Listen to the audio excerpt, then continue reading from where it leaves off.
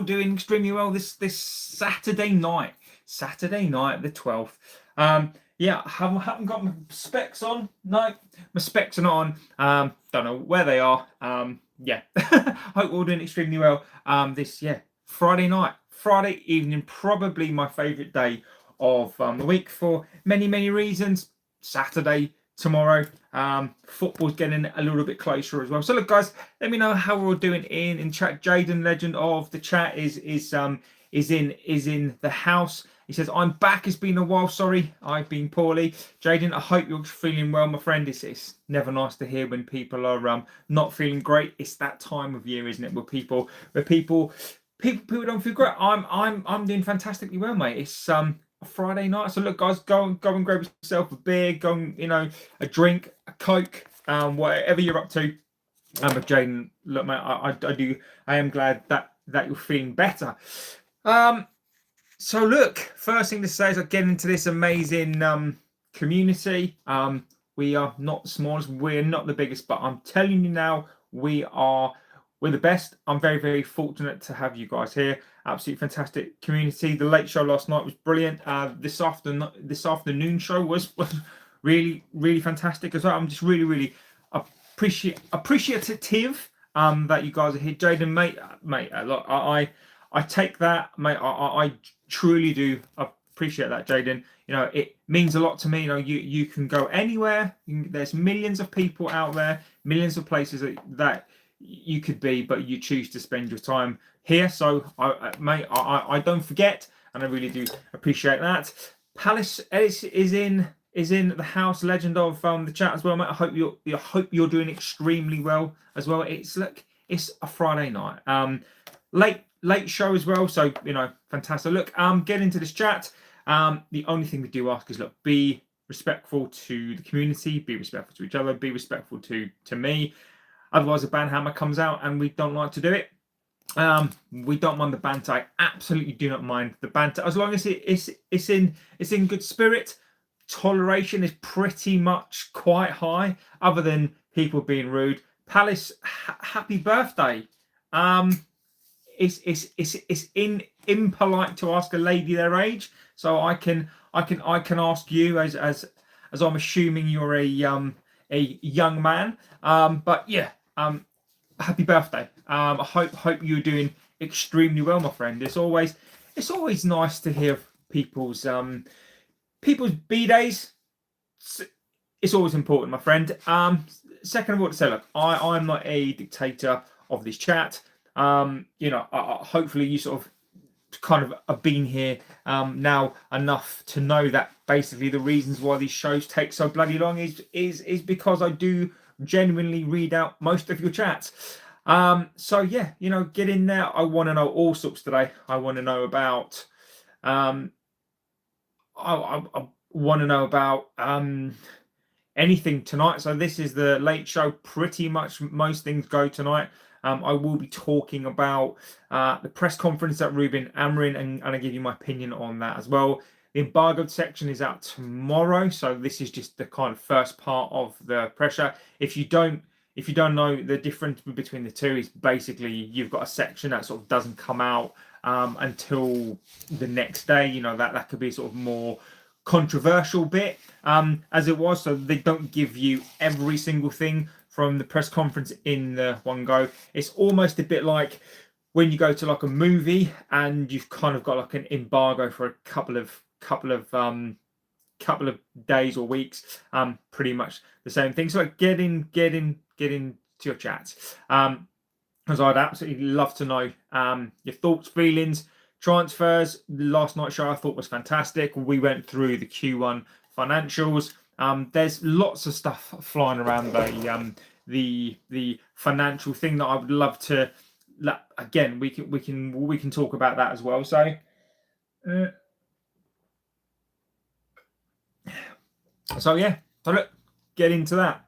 Now, Palace says plus the Sunderland Newcastle derby is, yeah, it is.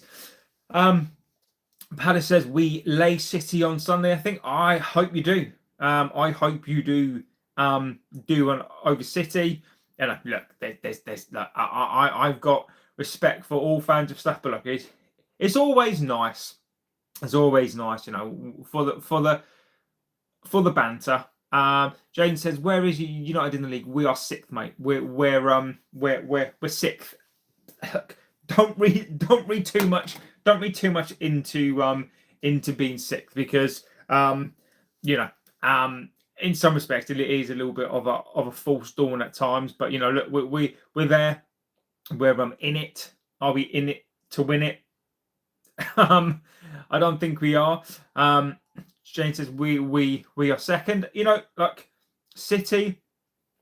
I think City at the start of the season, when they were going through their bad run, I always said this. I always said, do not sleep on City. Zaire Khan says hello, Zaire. Hope you're doing extremely well. And Jaden, one of my things that I said, even though City were having a kind of really bad start to the season, I said that don't sleep on City. You know, you can never sleep on Pep. I think at the start of the season, for me, it looked like Pep had lost that zip. It looked like Pep lost that appetite. No, no.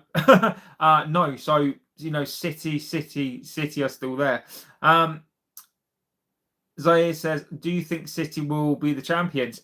I don't know, mate. I don't know. Don't sleep on City. I do think at the start of the season, I think I said Arsenal, Liverpool second. I think it's going to be between Arsenal and City. I do. I think the problem for Arsenal right now is that they've got injuries. I think Jaden is right. I think it was Arsenal's to lose. I think it's Arsenal's to lose. As much as I respect Arsenal fans and Arsenal, they are bottlers. You know, look, I think they are. Let me get up the Premier League table. I don't know it off by heart. Let's talk about Premier League table. Here we go. So I'll give you Premier League table as well. Here we go. Premier League table. Any time today would be nice. Here we go. Premier League table. If it bothers to come up. Here we go. So, yes, so you've got Arsenal first on 33. City 2 points behind. 2 points behind on 31. Aston Villa on 30. Crystal Palace on 26, which is fun. I think Crystal Palace on 26 at this point in the season is absolutely fantastic. Chelsea 25. United 25 as well. And it says, they have cheated Arsenal in my opinion. Otura says, hi. Hello, my friend. You know, I think this season is very, very competitive. Probably one of the most competitive that I've known in the last, got to be in the last 10 years. Do I think anybody's capable of winning it? No. I think if you look at the run of form, Villa have won the last 5 games. City have won the last 4 from 5. Arsenal have actually only won 2 in the last 5. You know, United have won 2 in the last 5. Everton have actually won 4 of their last 5. It is ridiculous. Man City are going to win the Premier League. Jaden, mate, I wouldn't put it past them. I wouldn't put it past them. The only thing I will say for City that might bite them on the arse this season is the fact that they do concede more goals. But they do score a bunch. So let's see. Torres says, bro, I'm watching your live stream live from Argentina. Maybe you won't understand what you're saying, but I prefer to have a good time with you guys and the chat. Mate, thank you so much. I really appreciate that. Look, the one thing I love about this channel, probably more than anything else, right? It's really simple to set up and stream, right? Because you basically set up, you talk, and you know, it's easy, right? But what's not easy, Nikki T, is basically, you know, when you've got people who want to engage with you and engage with the community, that is the bit for me that amazes me. Is the fact that you guys come on and you watch from all over the world. It blows my mind. So, look, thank you for being here. Look, and I really sincerely mean that as well, because I find it amazing that people from all over the world come to this channel and they watch the channel. So look, you know, I really do appreciate that, and of course, you know, thank you. You know, it really does mean a lot. So appreciate it. So I think, like, this week's games, before we get into the press conference, no problem, my friend, absolute legend. So I think before we get into the conference, we did talk about Bournemouth and how they were going to play. You know, and again, I've still got the notes from here. You know, basically, you know, they're going to be organised. Bournemouth are going to be a nightmare. That is all I'm going to say now. Bournemouth are going to be an absolute nightmare. They're going to be chaotic on purpose. They're going to be fast. I think they'll probably play a low to mid block. Bournemouth might even just abandon the low block, and I think they might fancy their chances. I do suspect for the first 20-25 minutes, depending on how we play, I think they'll probably play that low to mid block, but they're going to go down the wings. You know, and we've spoken about the game. We've spoken about what they'll do. We've spoken about what we think they'll do. They'll look to overload. They'll look to be progressive. They like to turn the ball over really, really quickly. They're all about interceptions, pressing, speed. You know, they'll be chaotic, and they'll look to bring that as well. So, well, Bournemouth will probably make it 1-5.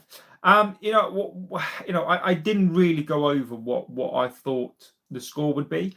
I will go over that as well. I'll tell you what I think he'll do for his team. Hi from Newcastle says, wonderful horseshoe.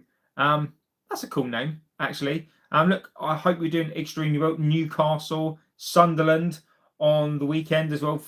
Fascinating, absolutely fascinating game. You know, I know it's always a big deal, right? You know, as a derby, it's one of those derbies that is such a passionate affair, right? You know, I work with some Geordies. I'm passionate. I mean, absolute passionate. What's your favourite Premier League team? Well, sorry, considering this is a United fan channel, I've got my United shirt on, got my United shirt behind me. It's a Man United fan channel, my friend.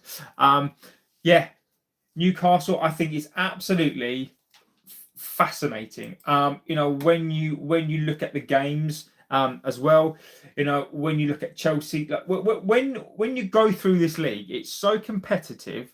When it's so competitive, this week and this year, that every game's a massive game. You know, you've got Chelsea v Everton.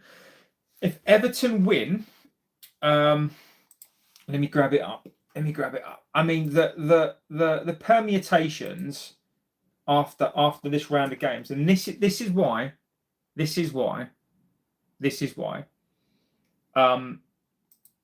us winning on Monday is so important, because when I've been talking on here about, even though we're sixth, we could easily, by the end of the weekend, probably be Crystal Palace win, Chelsea win, Everton win. Let me see. If Brighton win, Everton or Chelsea, Brighton, Crystal Palace, Newcastle, Sunderland, Villa. You know, we could probably go down to 7th, 8th, 9th. We could probably go down to 9th. So I think it's really important. I think it's really, really important that we win this game. And one of the things that we've been talking about on here, which is so frustrating for me, is that this is now these are our toughest set of games, right? Is that, you know, we've got Bournemouth and we've got Aston Villa away, who are just, forget that. Newcastle at home. Those three are pivotal games. You know, if we look at let's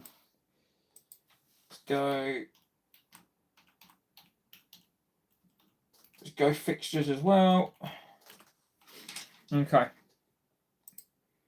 So if we look at the fixtures next, okay, so we've got Bournemouth at home, Aston Villa away, forget that. Newcastle at home could go any way at all. Wolves at home, and then Leeds away.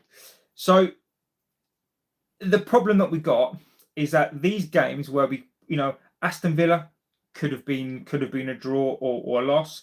Newcastle could have been the same, because we didn't beat West Ham at home, Everton at home. Those games now were where we could have had it could have been almost a free hit. We now have to win. So I think there's a problem there. But then look, if we can win tomorrow, then if we can then on the 21st, we must get a draw at Villa. We have to get a draw at Villa and then beat Newcastle at home on Boxing Day. Then look, I think we've got a chance. And then we've got Wolves at home, which should be a win. Leeds away and Burnley away. So it's going to be. I think within a month. I think under a month. I think we're going to know if we're still in there for top 4, top 6, and even after that, there's still a bunch of games to go. So I think if we can get to the 11th of next month and we're still roughly in that race for the top 4, top 6, then at that point, then I will have to admit that we'll possibly are in a top 4, top 6 race. Nikarutsu, legend of the channel and one of the mods, absolute legend.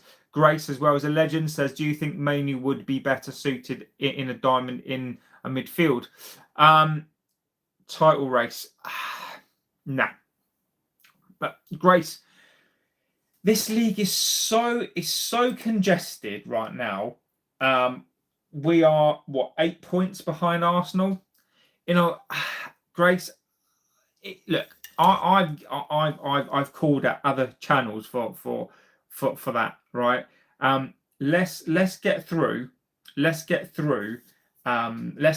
these next couple of games. So let's get through Bournemouth, Villa, Newcastle, Wolves, Leeds, Burnley, and Brighton, and then Grace, and then we've got City and Arsenal.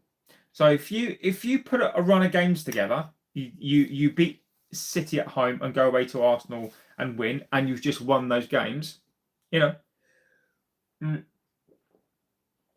anything is possible. And that kind of reminds me of the early 2000s Arsenal. What's wrong? No. I know which shirt you're talking about. You're talking about the Sega shirt. No, this is. I can assure you. This is not Arsenal. And to be honest, Chris, I didn't even think about that. To be fair, I know the shirt that you're talking about. My old next door neighbour used to be a massive Arsenal fan, and he used to have Sega on it or the Dreamcast one on it. But yeah. Jane says, we love you, City. What says Liverpool for Isaac? Wonderful horseshoe. Walter Marden, you know, was a great signing for you guys. All I'm going to say, look, you've done very well there with Isaac. I think you've probably had the better end of the deal on that one. I think all the Geordies right now should be celebrating that deal. I think that as much as, look, Newcastle fans, Liverpool fans are very, very passionate fans, right?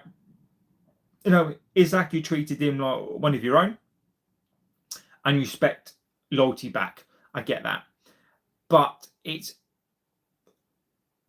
is sort of funny for me to see that, you know, you've got a guy that went on strike and wanted to go to the Champions, thought he was going to go to the Champions and thought he was going to be the next big deal. And this is why you're right, that you've got to be you've got to be careful. You've got to be careful what you wish for. Be careful what you do, because that price tag is going to haunt him. So you know, I think you've done well there. Grace giving me abuse. Bournemouth will be tough. Be a tough game. They'll be very well set up. Zaire, see you tomorrow, my friend. I think you missed the show, Nikarutsu, this afternoon, where we sort of went through the Bournemouth game. You're right. You are spot on. Bournemouth, as we went through the game, as we do, we looked at it. You know, Bournemouth are going to be quick, powerful, counter. You know, they love a turnover. They love an interception. They're going to cause chaos. That is their style, pressing. They press really well. They use those rings. They use those wings extremely well. You know, I've got my notes here. You know, they're going to be pace, power. They're going to. My worry is they're going to basically set pressing traps, right?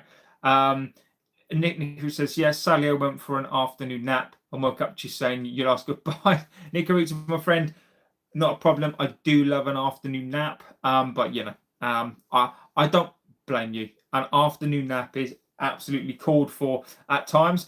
So I think, you know, they'll set pressing traps. I think they'll force mistakes. They're quick on the counter. One of the things we all know this. One of the things where I think that there's two parts to this where they're going to have joy, right? Is they're going to overload the wing backs. They're going. You only need an afternoon nap if you're old, says Grace. Well, I am getting older. I don't have time for an afternoon nap these days. Jave says, I would say Norwich City star boy Gabe Honours would be a great addition for the midfield. I am Grace. I ain't no spring chicken. Interesting, Xavier. Can't say I've heard too much about him. I know. I can't say I've heard too much. Let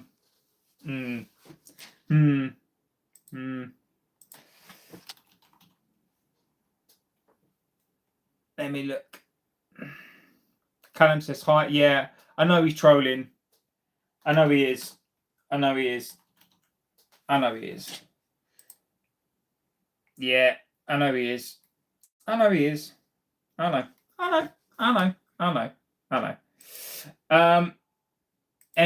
Anyway. Nicky T says I was 57 last Wednesday. Callum says hi. I'm on Grace. I ain't no spring chicken. Xavier, nice try, my friend. Harry says hello. I hope you're doing extremely well. So look, Bournemouth. Yeah, I saw that. Scholes was banging on. Amorin ain't the man. And we can go over that. We can go over that as well. I do have a little bit on that. Let me bring that up. And we can go through that as well. All right. Let's have a little look.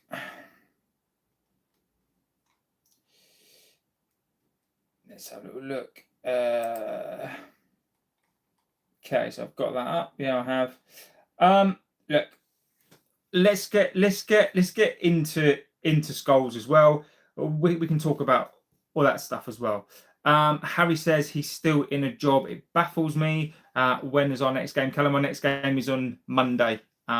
We seem to be the Monday teams. Look, let's get into it. Let's get into Scholesy. I'll finish off talking about the game and then we can get into Scholesy. Brian, how do you feel about United this season? Brian, do you know what? I think Brian, I think that's a brilliant question. You know, we talk about this quite a lot in here. Monday watch along, yes, Nikarutsu. Monday watch along, indeed, my friend. I will be doing a watch along on Monday. How do I feel, Brian? I'll give you how I feel, but it's so it's so difficult, right? So how do I feel? I despise the Glazers. Ineos, I despise them as well. I think they're toxic. I think they are destroying this club. I think Ineos have made some bad decisions. I think that they're just awful. I can't stand these players, Brian. I can't stand them. I absolutely cannot stand these players. I think, and as you said there, Grace, I don't blame Amorin for coming to the. Look, Ineos brought in a guy who plays a back three. We've never played a back three in the history of us, so I don't blame him for that. But look, whilst my split right now, and if we take out the Glazers, we take out Ineos, my split right now is 70% the players, 30% the coach. How do I think we're playing? I think that we are an inconsistent team. I think we're a low IQ team. I think we're a lights on team. I think we turn it on when we want to. We've got a captain who's not a captain. We've got a team full of. We're basically a patchwork team. We've got, when it works, it works. But I can't stand these players. You've got a coach who I want. We've got a coach who I want to work. I am manager in, right? So therefore, I have to be Amorin in. And what I mean by that is I want a manager to succeed. I want a manager to be given time. But I have to concede that whilst I am Amorin in, Amorin's doing things wrong. Amorin for me looks like he's learning on the job. Amorin looks a little bit weak. I don't, and Nikarutsu is right. I don't think we need to be throwing money at the problem. We need to be throwing money at the right problems. It is for me this season. Look, it should be more of a disaster than it is. I think we're very, very lucky. I think we're very, very fortunate to be in the position that we're in.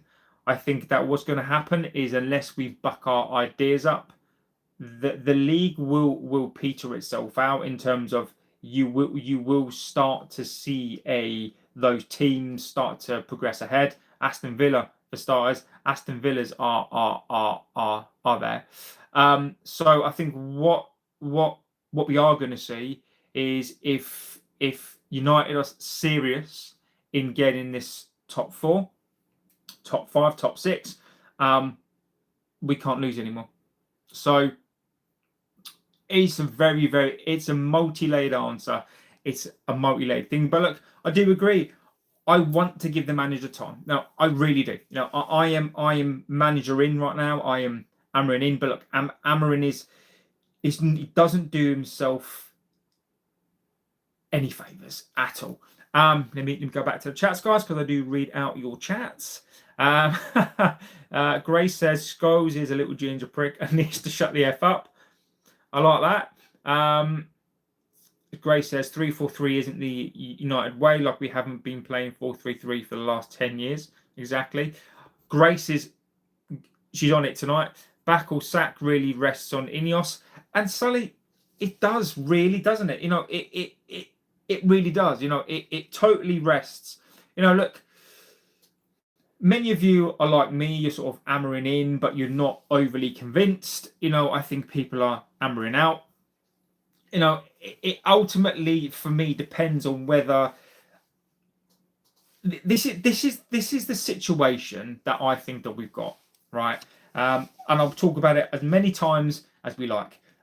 We've got a situation, or I think we've got a situation whereby we've got players that don't like the manager, and now you've got ex-players coming out for him as well. You've got a coach that I don't think particularly likes these players either. I think we've got a coach who basically can't stand these players. And then we've got an ownership that can't afford to get rid of it. You know, if you look at the results for Q1, right? People have been putting out there today, and this is really funny to me, that they've been going, oh, we made a £13 million profit, right? So, you know, they're going, oh, you know, from an £8 million loss to a £13 million profit is fantastic, is great. No, we haven't. That's operating profit. We've actually made a loss of 6 million. So when you take into account EBIT, which is basically your earnings before profit, etc., we've actually made a loss. So what you see out there, it is just more bullshit and spin that we've apparently made £13 million in profit. We haven't. That's operating profit. That doesn't take into account all the other bits that come off. So the point of that is that this manager and this club is just, you know, what Amorin's got his hands tied behind his back, and what is he supposed to do? You know, it is, you know, like, they can't afford to sack him. They literally can't afford to sack him. They made an £8 million loss in Q1. How are they going to sack him? Like, how are they going to sack him? How are they going to buy players? You know, Coventry says, hi, hello, my friend. Why can't Amorin just change the formation, as it's not possible? Look, niche fan, and this is where I would say, look, I'm tested. I'm tested by Amorin because I agree that Amorin should change something, but he won't do it. Chris says, I like the back three, but not have a third midfielder. Yet we should have got a 3-5-2 manager. I agree with you on the pivot. I agree with you on that 2 midfield. Grace, I don't mind a back three, as long as we got a 3 in there. And I think, Grace, I think you're spot on. I don't think that pivot works. You don't have to throw money at the problem. They don't actually fix anything or make significant improvement. In team Scholes, get the dosser out. Harry Brand says, I think we should get some 90-year-old granddads there with Zimmer frames, and I think they do better. We need Conte, says Niche. They're all are they all 6th in the Premier League though? Brian, that is a good point. But if we do look at the Premier League, right? Chelsea are on 25, Palace are on 26, we're 25, Everton are 24, Brighton are 23, Sunderland are 23, Liverpool are 23, Newcastle are 25, Spurs are 22, Bournemouth are 20. So look, it is so congested up there that I think it's a falsity. You know, if we can bluff our way to the end of the season and get 6th, but I promise you, I've watched every single game, and most of you have as well, and most of you have watched along here, right? We have not played well. We have not played well. The last game we played well in was Wolves, and Wolves have got 2 points. So, you know, the end of the season, the table doesn't lie. I think that we're too inconsistent, and I think we finish somewhere between 8th and 10th. If we win a cluster of games, then people are allowed to change their opinion. But right now, I think that we're not playing well, and I think Bournemouth could be a tricky one. But let's see. You know, the problem that I think that we've got in this fan base, and again, I'm not calling anybody out here. I'm just giving you my opinion from the things that I see and hear. People shout the loudest. Everton, we're talking about, this was a disgusting team. This was a disgusting performance, and I agree with that. West Ham, again, disgusting performance. But it's always like, from game to game, people forget what's happened in the previous 3 or 4 games, and they just see the table. That table right now, I wouldn't pay attention to it at all. Now we get fixated, and it makes good content for channels, right? It makes good content for them to start saying, "Oh, we're 6th in the league. You know, we're in the top 4 race. You know, we could win the league." Like, I'm not going to do that. I fucking refuse to do that clickbait shit.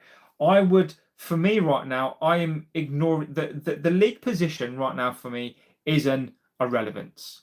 It is an irrelevance. You know, if we're in 6th by March, then we've got a chance.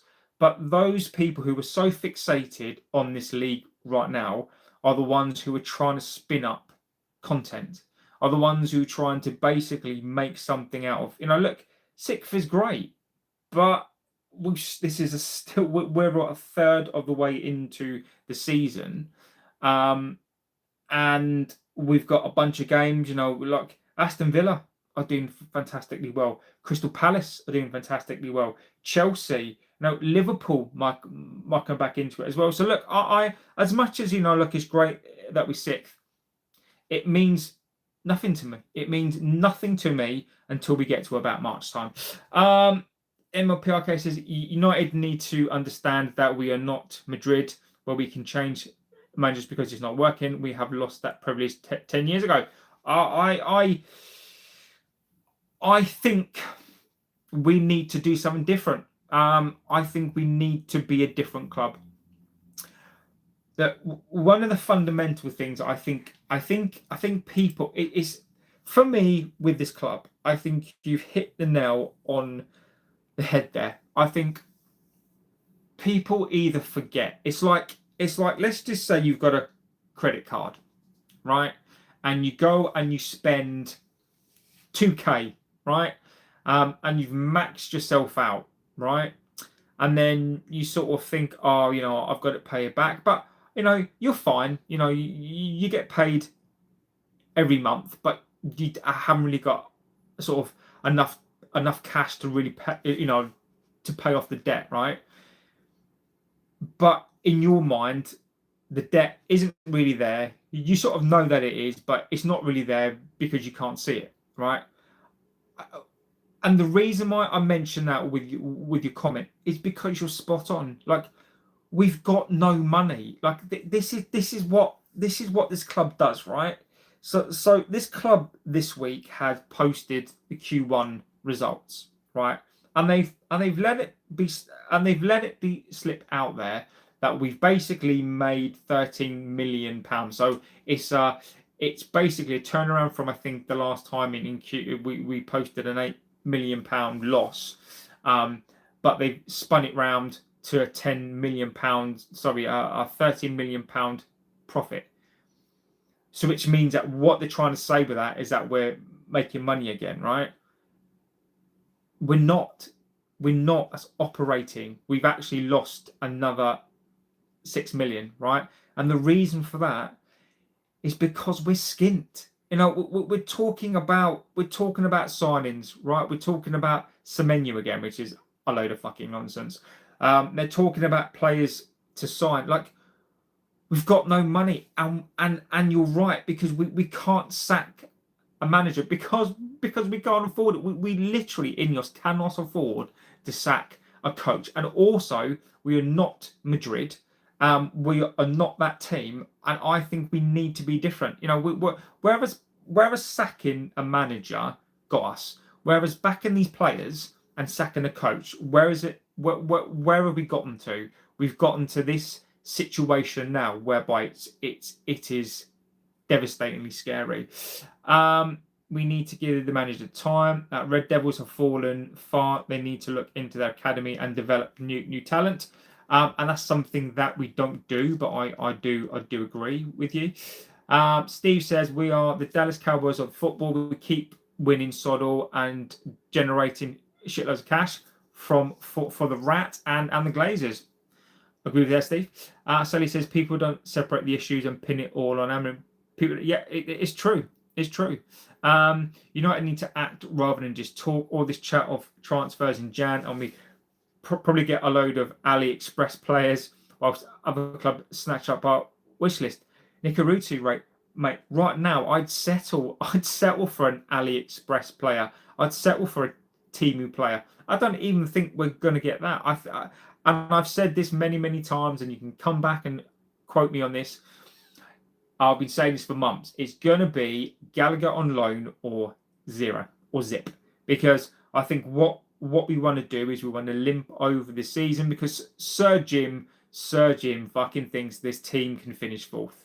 Deluded fucking idiot. What a deluded mate. Stick to chemicals, stick to cars, stick to whatever else you do, because you ain't got a clue about this club. If you think that we can finish fourth with this team, you are fucking deluded. Who is Nicky Butt? He was shitty backup midfielder who only won trophies because he had a brilliant team. We will get on to Scholes as well. All have players consistently trying to win all the games and trying to get back into the top 4 places in the Premier League, just like they used to do. We need those players, Brian. We need those players. We don't have them. We do need them. Nick Rich says Amorin will only have until the summer, I reckon, and he will never get his dream build. I think you're right. I think that Amorin will get to the summer. If we haven't got Europe, he'll get sacked. I think ultimately, Amorin is going to be here until the summer, and I think if we get to the summer, I think he'll get sacked. Ineos are just a spoon machine for the Glazers. I agree with you. Umbaru says, hi, hello, my friend. They will sack Amorin and pay him with some shares. I think they'll probably pay him in some vouchers, mate. The manager is trying the hardest to use different formations to see what will work out for the team. Brian, he's not, mate. Brian, he really isn't, mate. He's not, Brian. He's what he's doing is he's trying various versions of his back three and a pivot. And when I say he's using parts of that, right, what he's doing is he's basically just trying to win games by being defensive, because his philosophy is you win the ball back by having better defensive players on, because if they turn the ball over and they provide the attackers, then you can transition better. Load of bollocks though. So he says everything can get better on the pitch with a slight tweak from the manager in terms of a 3-5-2 and the plays to shut up most games. And Sully, and that is the problem. In my humble view, that is the problem. These players are not consistent, and I think game to game, it's like people almost have a lapse of memory. And I'm not calling anybody out. I know you guys. I think you guys have fantastic questions. I think you guys have this. We come on here and we debate different things, right? I just see other channels and other people out there and read different things, and I almost think that people have like this subliminal messaging from the Glazers that make you forget, right? Because these players have let us down, not just from game to game, from season to season to season. And it's almost like these players get a reset every single game. If you look at for me, there are 2 games for me that are pivotal in what sums these players up. The Grimsby game and the Everton game. If you want to know what this team is about, and you look at Everton, you look at Spurs game, you look at the Forest game, right? You look at the City game, right? Sunderland, the Chelsea to a point as well, Fulham, right? And what I mean is, games where we've been in it, but we've not been great. Grimsby and for me, that I think the Everton game at home was the one where I went, yeah. These players are are these players again. I don't trust them. I won't trust this team until the end of the season. I don't trust these players. I've got no love for these players. I would if I could, I would flush these players down the drain. I would flush everything that we are, and I would start again. I'd start again with new owners, new football inside, new players. Look, I like the new players, but if it was a full and it was either you keep the players, but you've got to keep, or if it's a case of, look, you can have a brand new side, but you've got to get rid of the players, get rid of them all. So he said, niche fan, we can sack him for 4 million. Let's just get it done. Scholes is calling him out. Now, look, niche fan, fuck Scholes. Scholesy for me, look, as a player, fantastic, right? I will, as a player, fantastic. One of the best centre midfielders, one of the best attacking midfielders, one of the best players of his time. Absolutely no problem. But as a pundit and as a commentator, Scholes, shut the fuck up, mate. What a dour, sour, boring man. I mean, he sits there with a face like a smack dance. Don't like United. Don't fucking like. But at least with Keane, right? The one thing of all the ex-players, the one person that I do like is Keane, right? Because Keane is not a United fan, for starters. Keane is a Spurs fan, and Roy Keane gives you a really unbiased view, and he's very, very passionate. Okay, Paul Scholes is almost like he's just literally got out of bed and he doesn't add anything to a conversation. Paul Scholes adds absolutely fuck all to a conversation. He's fucking dour and boring as shit. I look again. He's one of these people. Look, I just find him. What is he trying to do here? My question to Scholes would be this: you're Amorin out, right? And you're calling out this guy, right? Who basically was hired. We never played that style of football before. You're calling a guy out that doesn't have his team, right? Scholesy, you tell me, because Scholesy, you get your free tickets. You get the hospitality at this club. You're a legend, and you just sit back. Scholesy, where are you with the Glazers? Do you come out and do you call them out? Do you and Nicky Butt come out and do you guys properly call them out? Do you guys properly get behind the fans and help the fans to call out these scum players? No. You want to sit there and you basically want to, instead of encouraging a coach who clearly is out of his depth, but clearly these players are not United players, and where the fuck are you? Like, where are you? Are you out there with the fans and being a legend and what it's like to play for the club? The history of the club. You're a fan. You're a legend.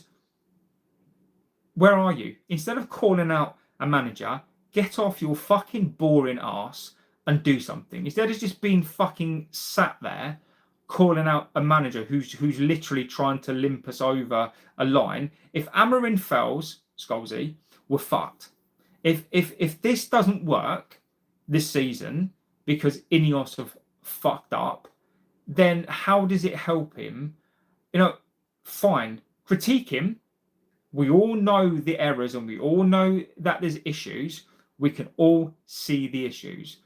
But why you sat there calling out a coach who all he needs right now is a bit of assistant? Look, at the end of the season, fine. But right now, how does calling out a manager, putting pressure on this manager, and putting pressure on this low IQ team who were trying to get over a line, how does it help? You would be more served, Scholesy, in calling out the Glazers. You'd get more traction and you'd get more support calling out these Glazers. So leave the fucking manager alone. Leave these players for now, because we fucking need these players to actually do something. And how about go and attack the Glazers? Go and attack your mates. Go and attack Sir Jim Ratcliffe, and go and attack those people. Leave the club alone. If you're not part of the solution, Scholesy, you're part of the fucking problem. Original Master says, imagine 1-1 versus Bournemouth.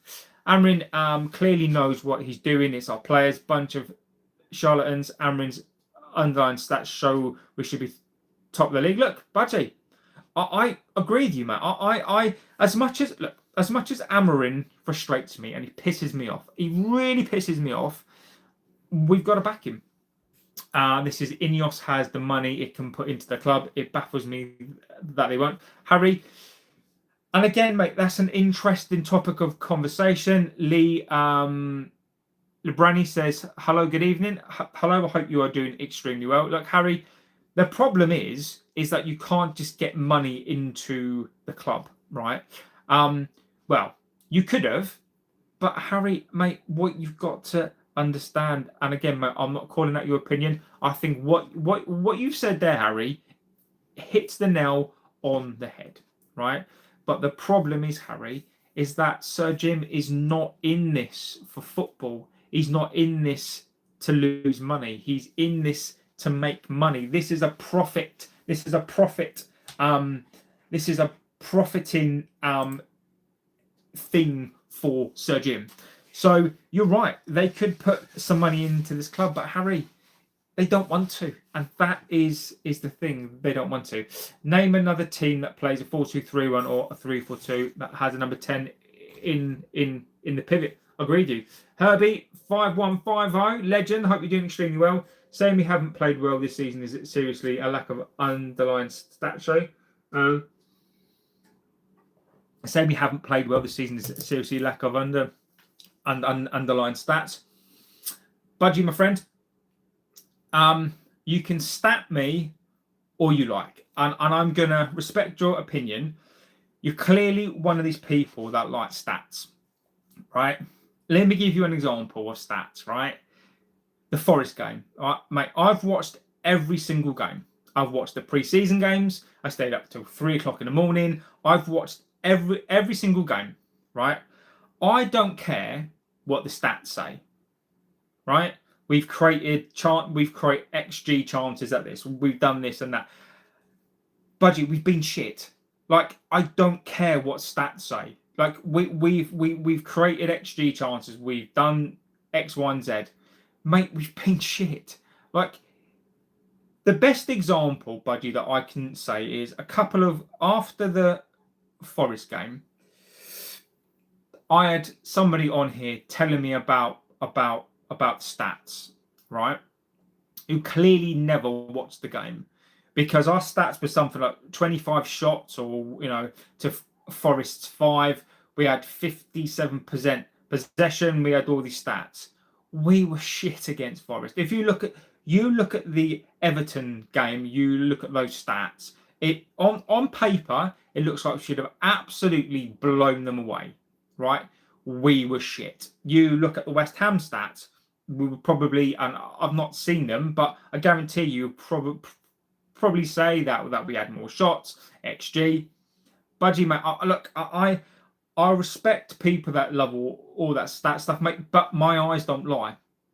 My eyes don't lie, and the way that I watch football, United have been shit this season, mate. I am adamant on that fact. I've watched every single game. We have been dog shit, mate. Harry says, what do you think about Altair? I think he's not so good. He can go, mate. He can go. HHJ says, please. Okay. Nico says it's way too early to determine who's going to win the league after January. Agreed. I completely agreed. A couple of games' time, we could be in a title charge or at the bottom of 10. And Grace, and this is it, Grace. I think more than anything else, Grace. I think the problem that we've got is is consistency. If we can get consistent, Grace, we're not winning the league, right? But if we can get consistency, we can get top four. We can get top four.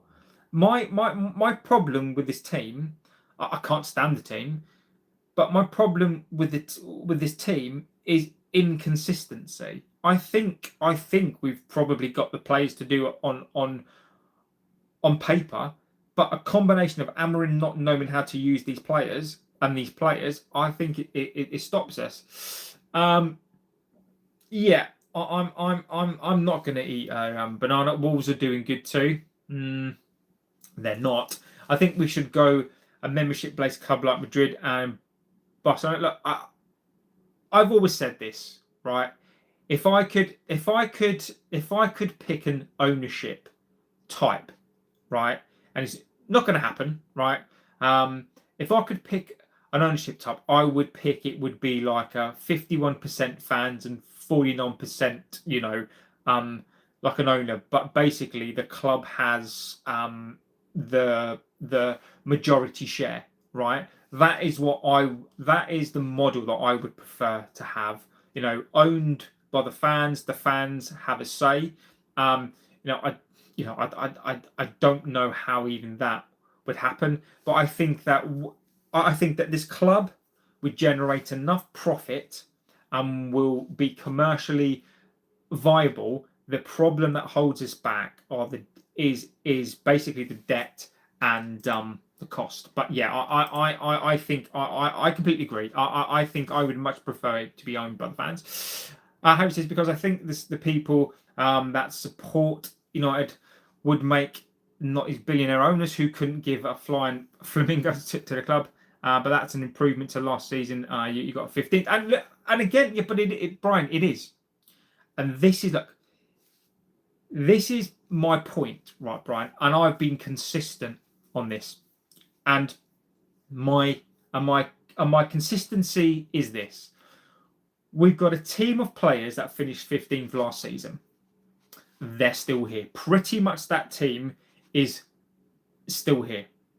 If Amorin gets between 8th and 10th, I'm sorry, but that's an improvement. And then if you get him another bunch of players, then next season he should then finish between, in my view, 4th and 6th. But people don't want that. People can't see that. People, you've got people that are saying, well, he should finish 5th, but we finished 15th last season. We should get European.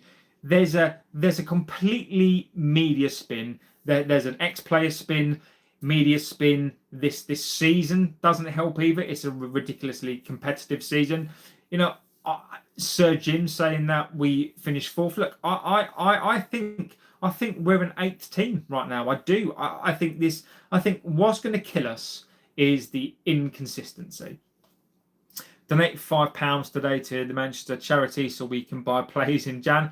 I absolutely would. Sir Jim is the delusional. Sir Jim is in a fantasy land. Mitch says, success, win your trophies that you're going to achieve with Amorin. We're not. Grace would finish in 3rd. Grace, I don't share that opinion.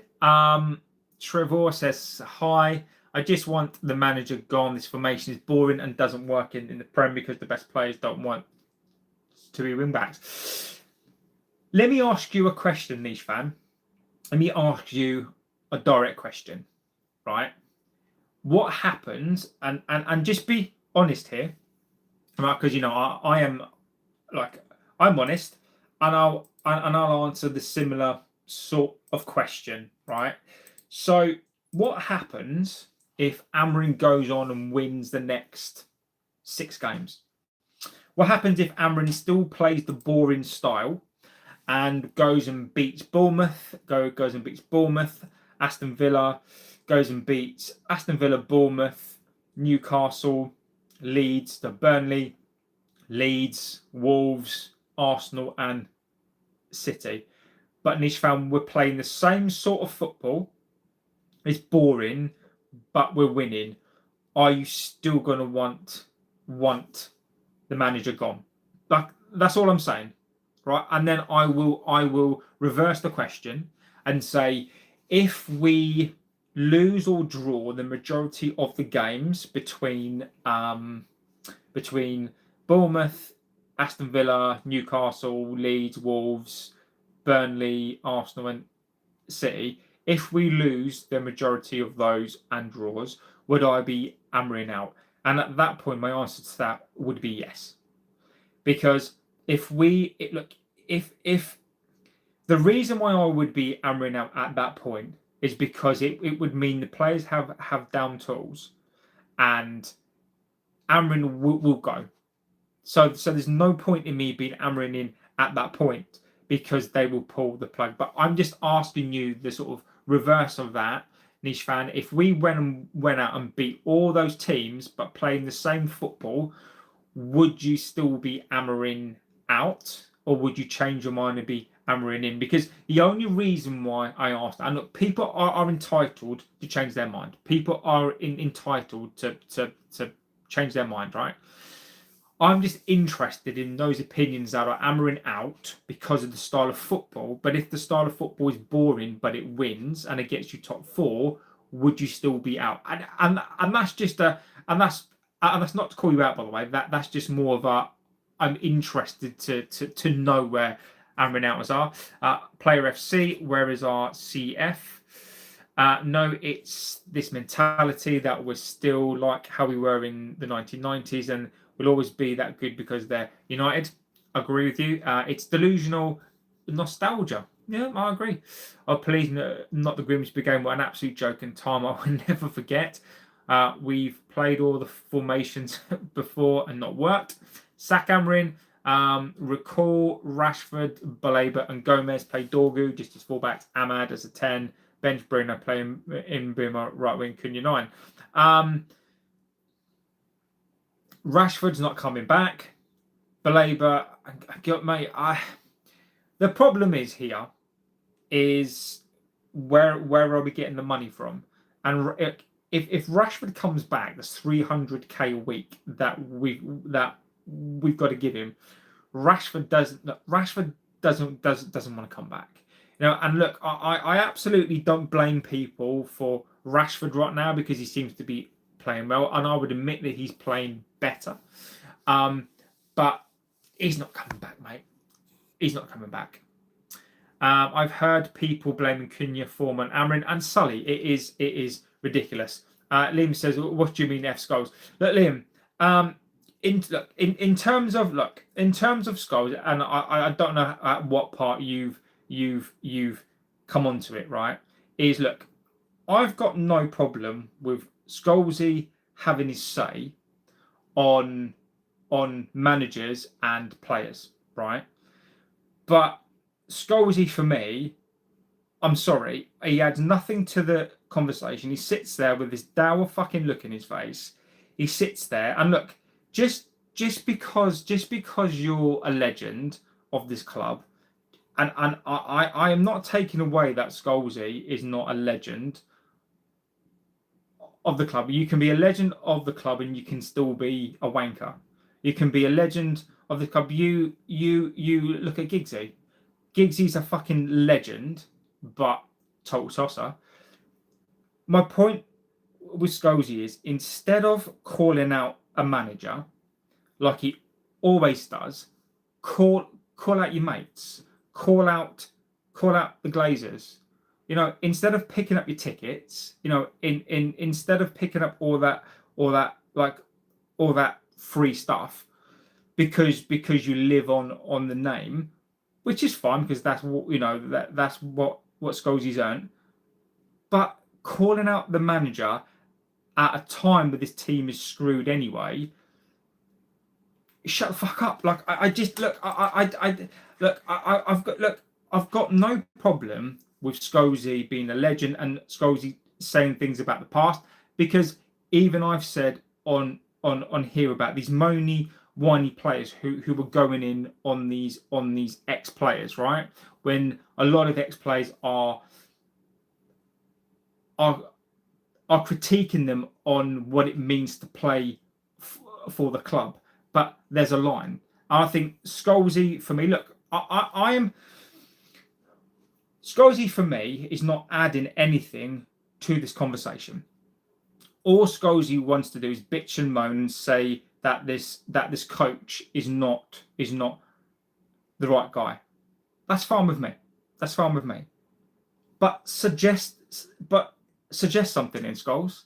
Like, instead of being sat there with your dour, boring face talking shit, go and suggest something. The thing is, for everybody that I'm hearing that is wanting Amorin out, who's coming in to fix this mess?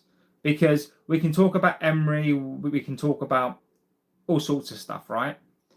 But ultimately, who is coming in to fix this mess? Because whoever comes in to fix this mess is having to come in with his group of players, is having to come in with Ineos and the Glazers, and all I hear from people like Scholesy is sack the manager, he's not this and that. Instead of calling out the problem, call out the Glazers. You won't do it. Call out Ineos. You won't do it. The easiest target for everybody right now, ex-players, probably Ineos, the players, is to blame the manager. Right now, the manager is the least of the problems. Scholes is my idol, but needs to shut the fuck up. I didn't hear him call out Ollie like this. Only Ten Hag and Amorin. Exactly, Grace. Exactly. You know, these ex-players at times just... Scholes, you should come back to play a big part in the midfield. You guys need Anthony as manager. Nicky says Scholes would probably still be better shift than the midfield. And I am not. I'm 100% not. You know, Scholes is a legend. I absolutely love him. Right? I think as a player, fantastic. I think as a pundit, I'm sorry. I think he's boring as shit. I don't think he adds anything. You know, when Scholesy knows what it's like to play for the club. Those shirts there, Scholesy absolutely all day long wear those shirts. No, like this is not a question of him not knowing what it takes to play for the club. He knows the mental side of it. He knows the physical. He's a winner. He's an absolute winner. But you're not using that all that experience in the correct way. You're using it to call out a coach. And as you said there, you know, you never called out Ollie. You know, you're only calling out these guys. Like, can you, if you're this legend, which you are, why can't you go to him and give him a call and say, look, you know, I know this club. Why don't we have a conversation? You know, you don't need to listen to me, but this is what we are. This is what we should be. Why don't you think about the club in terms of this? Even just educate him in terms of the fans. Nicky T says how managers have been sacked. It's a joke. It's the players at fault.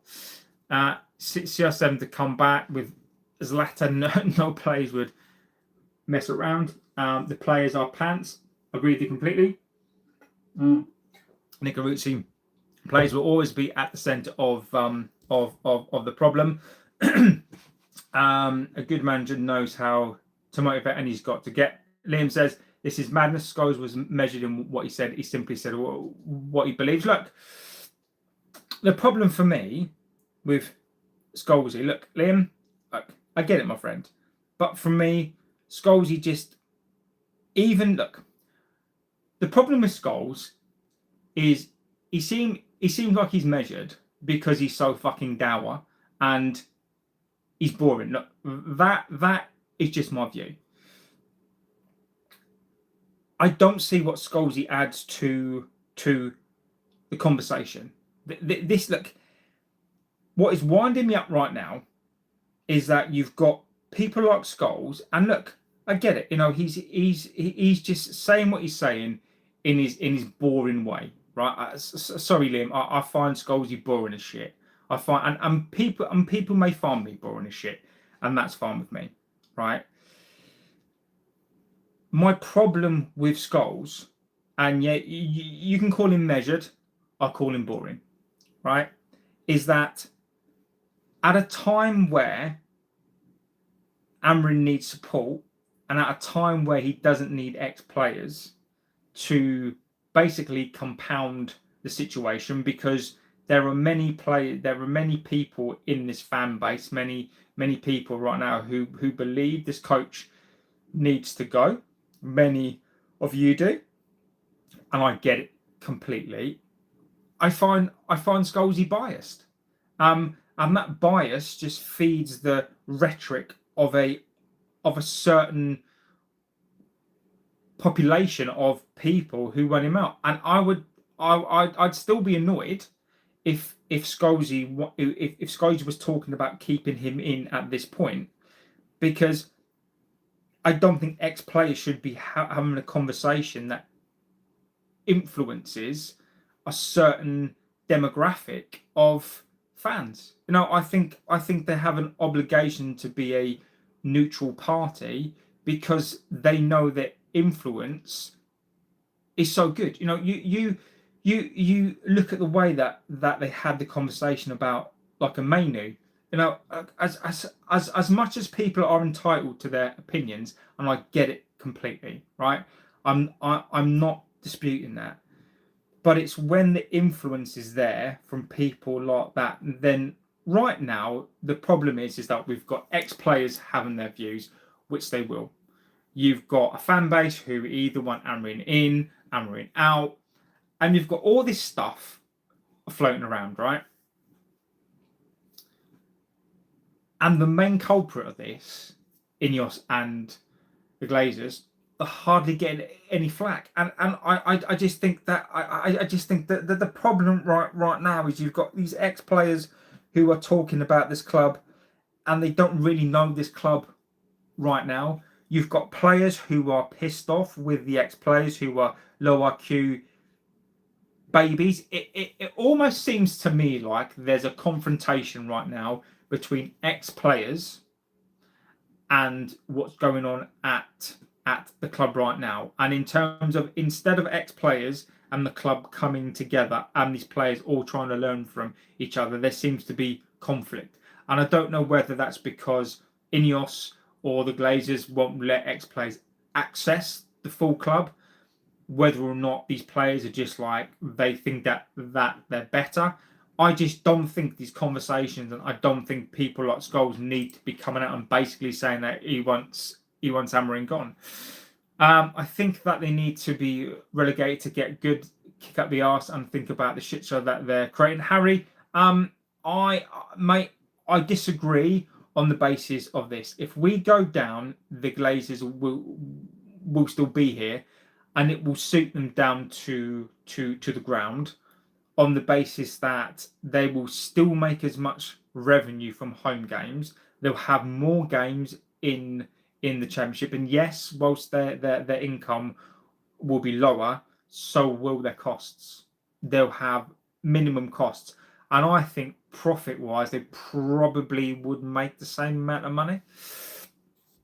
Nah, I don't think he'll come back. Nicky T says, look at how much we're in debt. The Glazers not put any money into the club and even left the stadium to rot. I agree. Max says hi. Nicky T, under the right owners, we should have been the highest club in the world. Harry says the Glazers don't have any money. That's the problems. They have no money to give the club. What's the point of them being here? Harry, mate, they do have money. The Glazers are billionaires. Don't be fooled. Don't be fooled. The Glazers have money. They just don't put it into the club. The Glazers don't have. Yeah, they do. Leo says hi. Harry says Ineos, they're just twats. Have billions that they could dump into the club. They don't because of their stupid money-making scheme. I do. Have you heard about Bodo Glimt? I haven't. I personally think United needs to become a membership club. Yeah. So look, top four is still way too much of a stretch at the moment. Still settling between 8th and 10th. That's sort of where I'm at on it as well. Consistency means doing an Arsenal and City and winning the majority of home league games. Big up, JP. Third, the Leeds. That Leeds fan didn't last long on here, did he? Nope. Agreed. United need to be winning home games and making Old Trafford a fortress, not a place where teams think that they can come away and win. Can we all answer? Yeah, you can answer what you like. Have you heard? No, I haven't heard of Glimt. A Holloway for United. People make it seem like Amorin tells them not to attack. There's multiple games where they don't show up in the last 10 minutes. If we win all those games, Amorin can stay, and that's it, Chris. Look, I think people are allowed to change their minds, right? And I'm just, the interesting part to me is this: like how many games does Amorin have to win for people to jump ship? Is it one game? So if we win the next game, he's on 2 on the bounce. Does that mean that people now are Amorin in? Is it going to take 10 games? Is it going to take till the end of the season? It's just an interesting gauge to me as to where the fan base is, right? Because I know I've been consistent, right? I'm saying that I've been in the whole season, even the Grimsby loss, and but I just wonder. And I'm I've got my opinion. Doesn't mean that I'm right. I'm just interested on both sides of the sort of scale as to at what point are you Amorin in or Amorin out. So if you're an Amorin inner like me, how many games will it take for you to be Amorin out? And are you Amorin out because it's unsustainable, or are you Amorin out just because you switch around? Nishman says, I understand JB and I love you, but I would sack him even if he won the next 6 in a row. What's the point of playing? But and look, no, Nish fan, and that is the question that I'm asking, and I appreciate you answering the question. It's not a trick question. It's not a question to call you out. It's just an interesting question, Nish. And I completely respect that opinion. What do you feel about the United? Yeah, I've already answered that. Danny is in the house. Big up, JB. My favourite ever player, but his takes are too much. And look, and again, this is not about Scholesy as a player. This is not about Scholesy having an opinion on what it is to play for this club, right? I absolutely love Scholesy. Right, Scholesy was a fantastic player. Scholesy is fit enough to wear any shirt. He's got the right to talk about this club in a particular way. But I just can't stand the biased nature. He doesn't call out the Glazers. He doesn't call out Ineos. Where was Ollie? When people were like Ollie out, and he was saying, "No, you got to give him time." Scholesy knows. Scholesy may have been a pathetic coach and an awful coach, but he knows. And I don't see what adding his rhetoric and adding his opinion in the way that he has. And look, measured opinion, yes. Boring as fuck opinion, yes. But I just don't see what's adding to the conversation. Stephanie, Welsh legend. Hope you're doing extremely well. None of our signings are really playing out position. Our existing players have had to adapt more than anything, and even with Ten Hag, we were left with the back three. Mick says, I got this reversible shirt with Van Nistelrooy on the back. Legendary. I've got my name on the back of mine. Yeah, it is. It is the centenary shirt. It's a fantastic shirt. It's brilliant.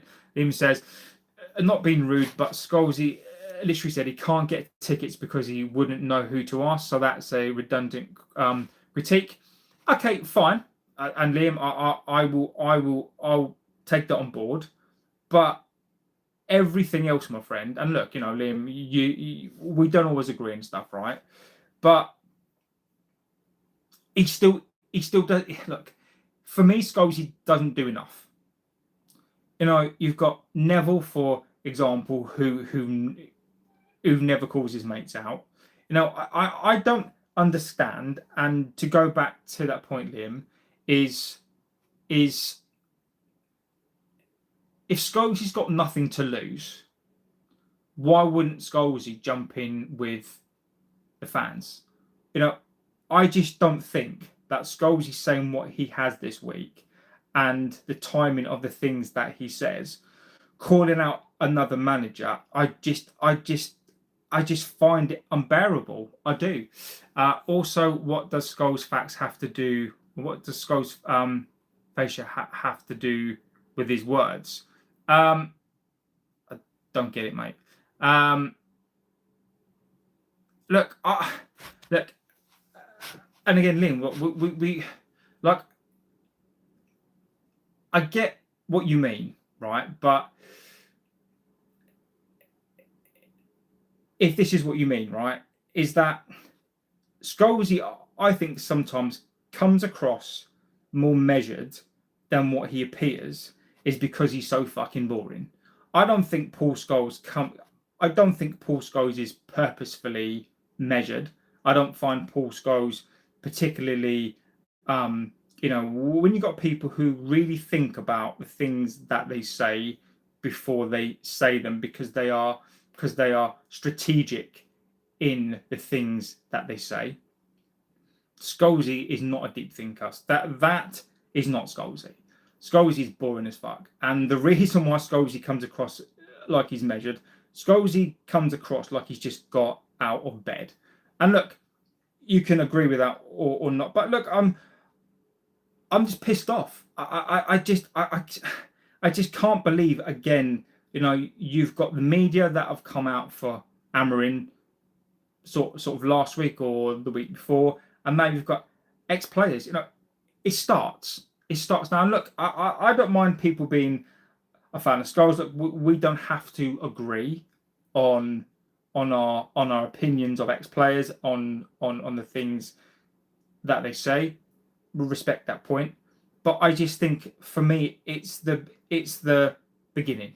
It's the beginning, and it always starts with somebody, and it's going to start with Paul Scholes, and then it's going to continue. And because the moment it starts with ex-players, the media then have got something to cling on to, because they know that people will listen to Scholes. They know, Scholes is a legend of the club, and correctly so. But the moment Scholes starts talking about managers being like out of their depth and they're not right for the club, and even I've said that Amorin could be out of his depth, but I still support the manager. And I'm not saying that Scholes' opinion doesn't matter. He knows what it takes to play for the club more than I do, because he's played for it. But I just don't find I just don't find him. I just don't engage with him. I just don't find him engaging, really.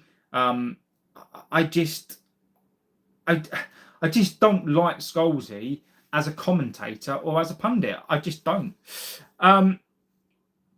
Scholes is only half right. We're clinging on to the glory days system. It is not the issue. But the ex-players have had it easy as they were playing other legends. So what are you saying? Is Scholes just stopped being a massive...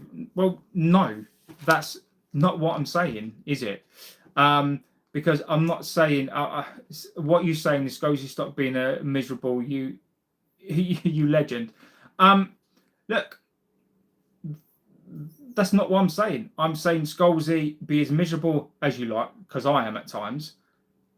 What I'm saying is Scholes, I think, has got an obligation to be careful about the things he says, because the moment he starts basically saying that Amorin isn't the guy and Amorin should be out, is is basically when it starts. So look, these ex players, I don't even know if they're aware, because I think they're so sheltered from real life that I don't sometimes, and I don't think they understand what it is that it's. And look, people are going, like, I completely get, people are going to jump all over me because of this, right? Now, people are protective of their legends. Look, I love Scholesy. I thought a fantastic player, but as a pundit and as a commentator,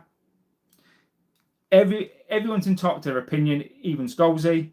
I'm just not a Scholesy pundit fan. Michael Owen is the worst pundit. When the ball goes into the net, he says it's a goal. Right, so let's be having it right here. Might be a big reason for ex-players not calling it Amorin as much as Solskjaer. Second and third finish in the Premier League. True. But Liam, let's be having it right, my friend. Look at the team that Solskjaer got. Look at the team that Solskjaer got in the era that he got it. Compare it to what Amorin's got. But Liam, fine. Let's be having it right then, Liam, right? Because you're saying that, second and third, right? Look at what Amorin has walked into. Look at what Solskjaer walked into, and look at what Amorin has. Amorin's walked into an absolutely fucking horrendous, horrible shit show of mismatched players. He's walked into a club that's 5 or 6 years on, who were worse and in debt, even more so in debt. He's walked into a side that's basically have got a mishmash of his players, Ten Hag's players, Ranić players. He has had the worst start, and I'm talking in terms of players. Also, as well, when he's walked in to this side, he basically is a coach that's never played a back. He's never played. We've never played a back three, right? So not only did you have, you've got an Ineos who have no fucking idea. They're cost cutting. They brought in a specialist guy who plays a system that is a specialist, right? They've not got him his players, and he basically, people can argue this, he hasn't been properly backed for the system, and then you're honestly trying to tell me that you're trying to justify it because United finished second and third COVID season, right?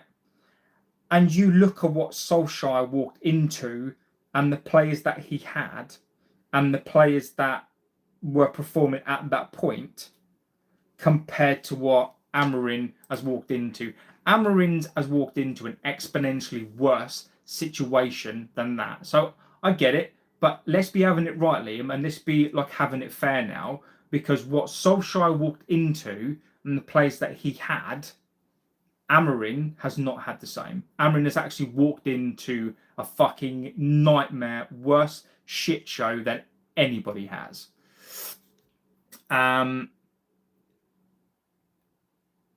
Good evening to you. Just got back from the pub and stone cold sober.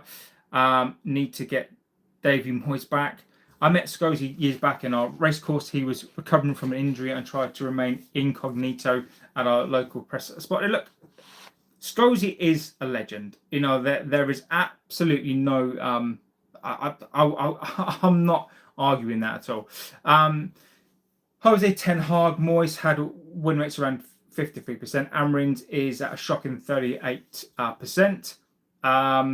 You look like Luke Chadwick. Do I fuck? Do you reckon United could sneak a top four? Nope. Nope. Sean Kirk, you a prick, so fuck off. Don't be a twat. There you go.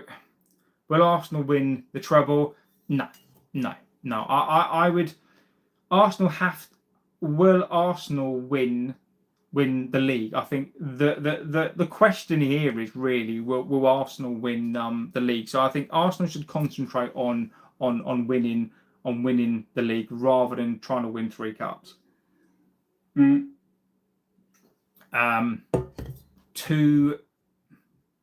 Two on the bounce would be good. Great says hi. David Attenborough, rest in peace. Nah. Oh, are you going to make me look at this now? You're going to make me look at this? Oh, come on! Don't be like that. Come on, David Attenborough. Come on now. He's not, is he?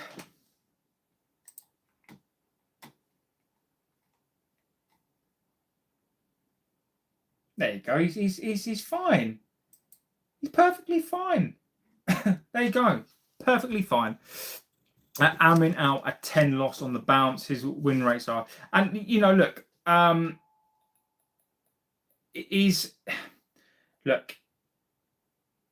Amorin, if he doesn't start to win games, he's out. He's out. Hi, what's your score prediction for Monday?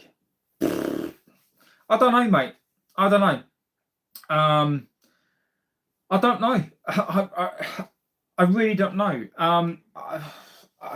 It could be a win. It could be a draw. It could be a loss. I'm going to go for a nervy draw. I really don't know. I really don't know, Oliver. I'm going to have to sit on the fence. I'm going to have to sit on the fence and say I think we get a draw, but I think it could go either way. Liam says, personally, I'm agnostic towards Amorin. What I would say is my optimism has diminished from the last 12 months. And Liam, Matt, I am with you, Liam. Like I am in the same boat as you, Liam. At the moment, and this is hard to explain, I am agnostic towards the coach in terms of Amorin as a coach and as a person. I am manager in because I want a manager to succeed. And the reason why I'm so passionate and the reason why it annoys me about ex-players is because I want us to do something different, right? I want the manager to succeed. I want Amorin to do well. I am agnostic in terms of, look, Amorin, like, I don't agree with tactically at times what he's doing. I don't think there's anything wrong with the formation and the tactics and what he's trying to do. He just doesn't have the players. But even I would admit, look, if we get through this period and we get to City and he's lost the majority of those games, or he's drawn them, ultimately he's going to pay for that. So I am with you, but I'll even go one step further and say, look, I am agnostic to the coach as a manager, but I want the manager to succeed. We need to sort out our goal celebrations as well. Zenith, he's not dead. Neville's got a cheek to talk his manager. Oh, don't even get me started on Neville. I mean, the problem is I think the problem that we've got is what Liverpool had, right? So I think what we're suffering from now is what Liverpool had, right? Is that Liverpool, Souness, Hansen, Dalglish, Neil, all those sorts of players, when Hansen was on Match of the Day, Souness had lots and lots to say. These players were legends of the club. They won leagues, European Cups, and when they retired, they were the legends. And because that Liverpool team then from the 90s wasn't great, you then had those players who were doing what our players now.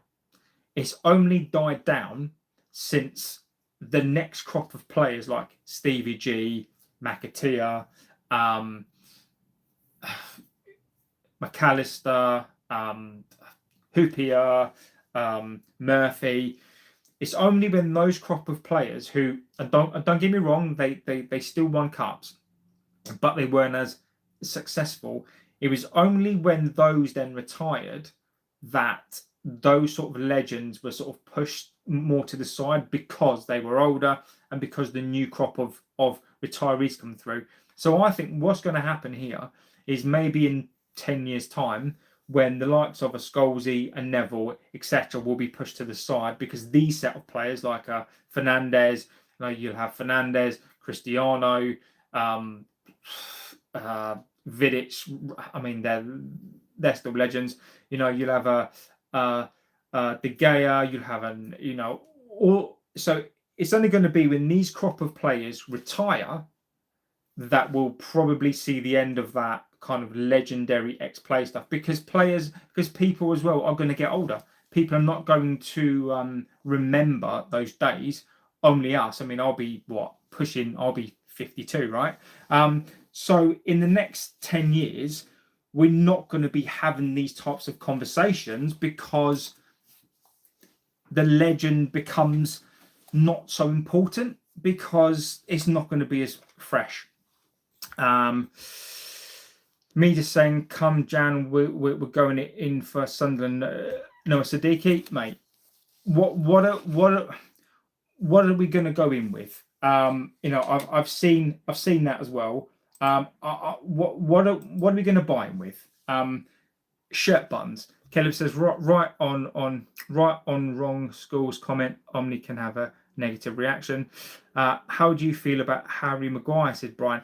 Look, Maguire,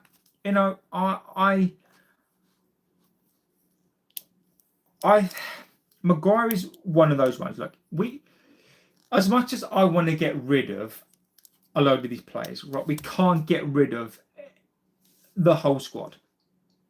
So we need to retain people like Maguire for that experience, right?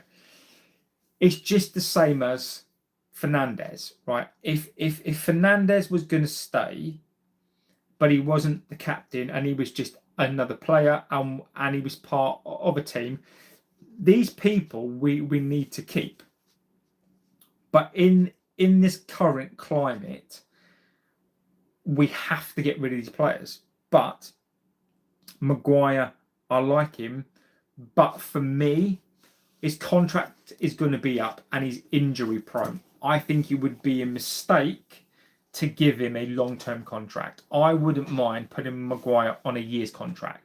So you pay him X amount of money each year, and I put Maguire on a rolling contract, so you've at least got that experience. Hello from Jakarta. Hello, hope you're doing extremely well. Brian, worst captain we ever had, but good at scoring on goals. Robson? At least we can say we had the funniest keeper in the league.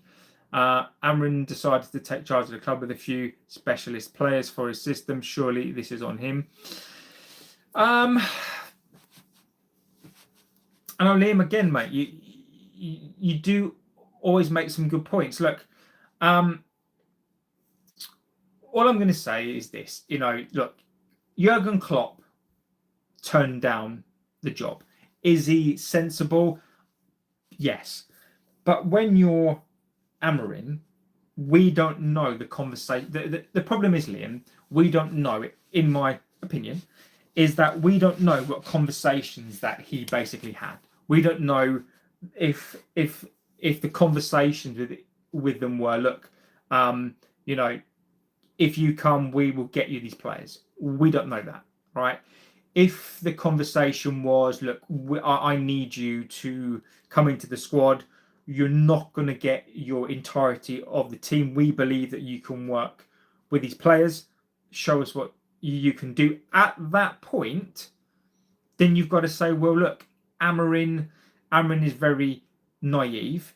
But my only caveat to that is that for whatever Amorin's faults are, he doesn't dictate the attitude of these players. He doesn't dictate the way these players capitulate on the pitch. He doesn't dictate how quick these players are. He doesn't dictate, the intensity of these players. So look, I think there is a valid debate here to be had.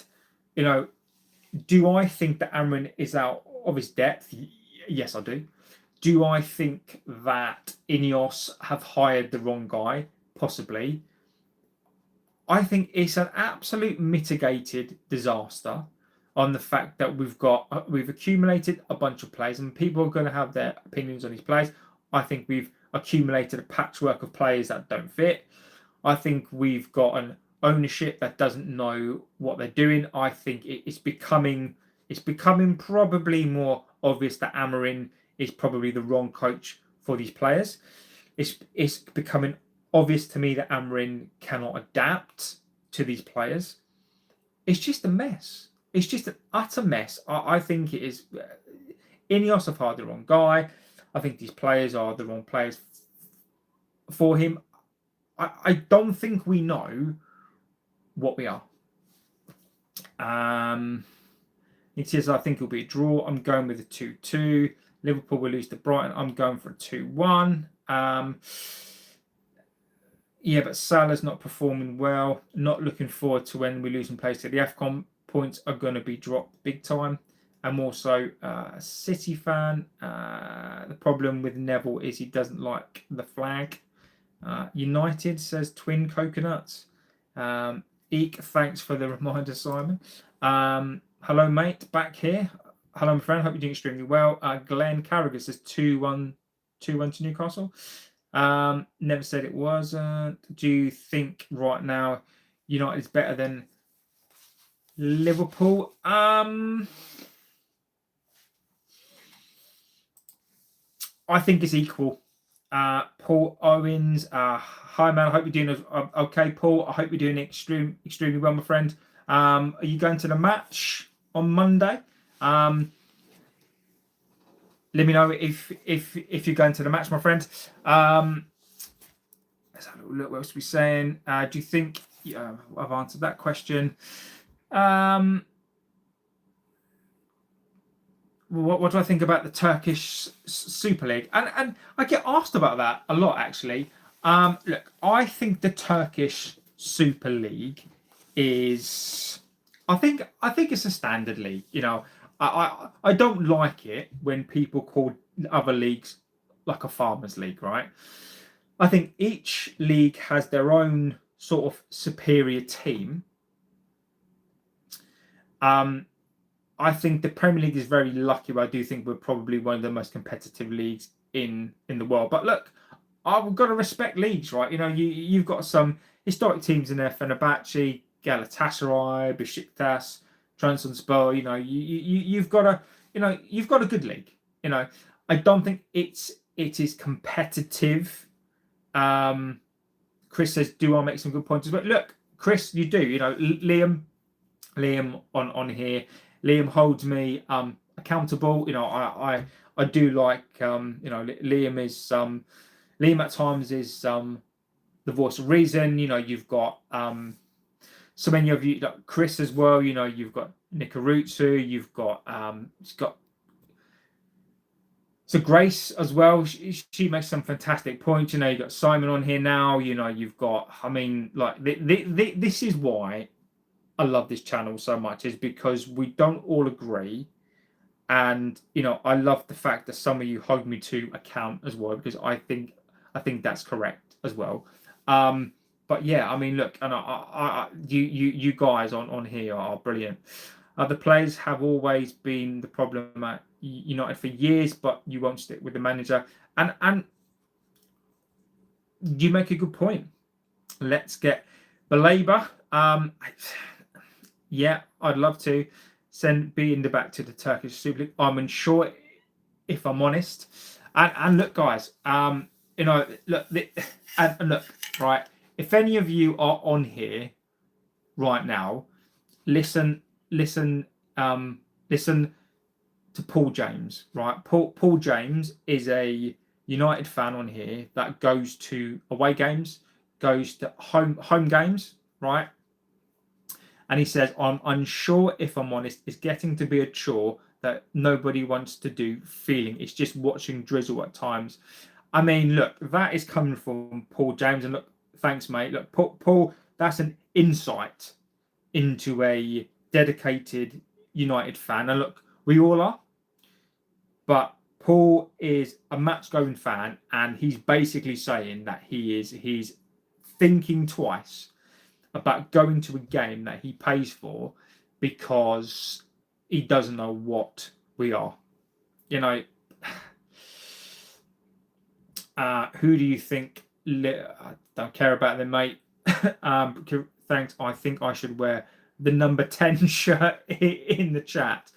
I love it. Legend. So look, let's go through what Amorin said. The time is ticking onwards, and I want to let you good people go to bed. You've got better things to do than listening to me. So look, I'll go through what was said. So look, basically, first question was, hi Ruben, I just wondered about the team news. Benjamin Sesko, is he available? What about Matthijs de Ligt and Harry? Ruben said Harry's out, de Ligt is out. Sesko will have to see. We haven't seen that if he's available. He had some food poisoning, so we'll see about that. Let's wait. We have 2 trainings still, but the other 2 are out. Benjamin, I will assess. So Benjamin Sesko again could be out. So what are we talking about? The 13th. So the fact that Sesko is out. So I'm going to say this: like Sesko won't play.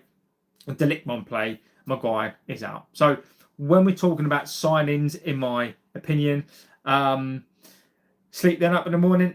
Nicaragua, my friend, look, go to bed, my friend. Absolutely. I will definitely hit you up, pal, privately. Just been a bit busy. Look, mate, no problem at all, buddy. I completely get it. I'm busy as well. I know.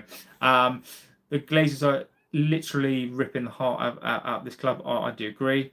How would you go about purchasing tickets for the home game, plan and making a trip? I think you've got to call up the box office, mate. I think you've got to call up the club, and I think there's like a waiting list thing of tickets that are available. Who's got food poisoning? So Sesko's got food poisoning. It's unbelievable. Okay, guys, I'm off to get my sleep. Have a good night all and good weekend. Thanks, buddy. So Sesko's out. And then he was asked, are there any other players absent? And also, we're thinking about the African Cup of Nations. What about those 3? No, we are still in conversation with the national teams. The game is just Monday. They are here. They are training, and we're trying to prepare for the scenarios to prepare for the game. So, Nicky T, good night. I hope you're doing extremely well. Yes, Mike. Finally, someone said it. I heard someone yesterday said they were doing a tremendous job, possibly the best. The Glazers are. Oh, sorry. Mike said the Glazers are literally the heart and soul of this club. Respect. I completely read that wrong. Mike, on this channel, right, I like to give everybody their opinion, right? And I'm not the sort of channel that will call you out on that opinion, right? If you look clearly a troll, Mike, which I don't mind. I don't mind trolls. Apps, that's fine. And I will read out your opinion because I think everybody who I think you're a small, very, very small fraction. I think the Glazers are doing a good job. Mike, I'd love to know why you think the Glazers are doing a good job. I'm not calling out that opinion. I could give you my reasons. I'm not gonna do that now. I'm gonna go through what was said. But Mike, I'd be really interested as to why you think the Glazers are the heart and soul of the club. That's all I'm asking. B Doc. Finally, someone said it. Look. And again, you. The only thing I'm going to say to this is I heard someone say that they were doing a tremendous job, possibly the best. please, I'd love to know your opinions. Sheska is the one jumping, heading and clapping his pants. Maybe he doesn't play. If Arsenal do collapse, 5-6 teams, including us, could put a run together. B-Doc, I absolutely suspect that some of you on here tonight are just trolls tonight.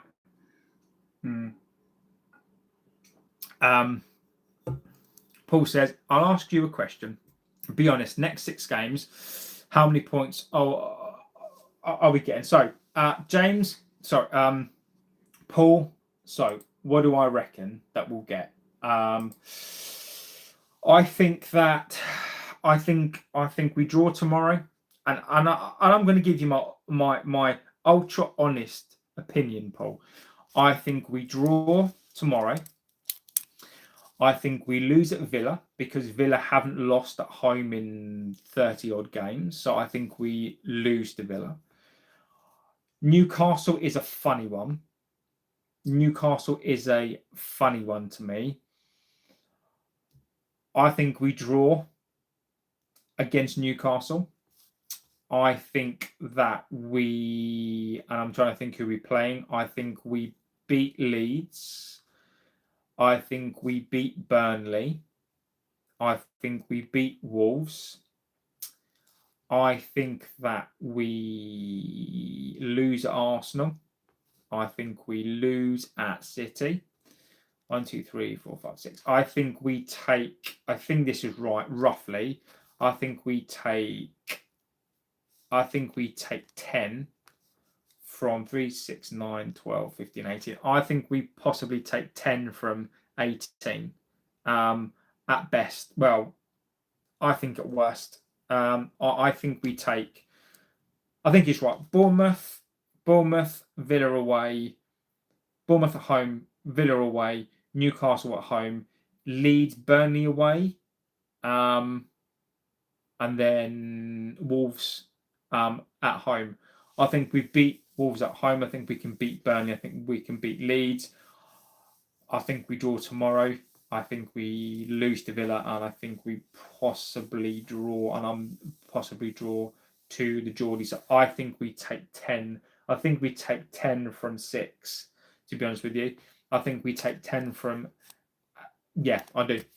That's what I think, Paul. I think we take. I think we take 10 points. I think we take 10 points from the next 6 games, and I don't know where that puts us. The ref will be shouting, "Gold Brown." How am I troll? The facts don't lie. They're a punch bag for Mike. Look, mate. Mike, you are a troll. If you think the Glazers are doing a good job and the Glazers are a punch bag, I respect the opinion, Mike. If that's your view, I'm not going to call you out, right? But all I'm saying to you is that I don't know what facts you've got, but I've got different facts. I'm not going to go into it now because I've gone into it before, but I'll give you 2 facts, Mike. I'll give you 2 facts. Number 1, the Glazers bought this club on debt. Never paid a penny for this club.